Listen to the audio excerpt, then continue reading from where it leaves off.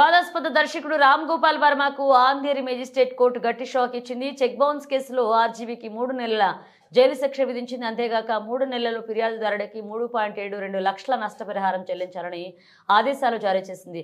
అలా చేయని పక్షంలో మరొక 3 నెలల సాధారణ జైలు శిక్ష అనుభవించాలని కోర్టు పేర్కొంది. 2018లో మహేష్ చంద్ర అనే వ్యక్తి చేసిన ఈ చెక్ బౌన్స్ కేసులో భాగంగా కోర్టు ఈరోజు విధంగా తీర్పునిచ్చింది. గత 7 ఏళ్లుగా కోర్టులో వాదనలు జరుగుతూనే ఉన్నాయని, వర్మ మాత్రం ఏనాడు కోర్టులో హాజరు కాలేదని తెలుస్తుంది. దీంతో ఆగ్రహించిన కోర్టు ఆయనకు నాన్ బెయిలబుల్ వారెంట్ జారీ చేసి ఇలా తీర్పునిచ్చింది. ఇదిలా ఉంటే రామ్ గోపాల్ వర్మ ప్రస్తుతం కంబ్యాక్ ఇచ్చేందుకు ప్రయత్నిస్తున్న సంగతి తెలిసిందే. ఇటీవలే తన సూపర్ హిట్ మూవీ సత్య రిలీజ్ సందర్భంగా ఆర్జీవీ రిలైజ్ అయ్యారు.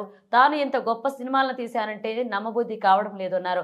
తనకు పరిశ్రమ ఇచ్చిన అవకాశాలను తాను ఉపయోగించుకోలేదన్నారు. మధ్యలో పిచ్చి పిచ్చి సినిమాలనే చేశారంటూ ఆయన పశ్చాత్తాపడ్డారు.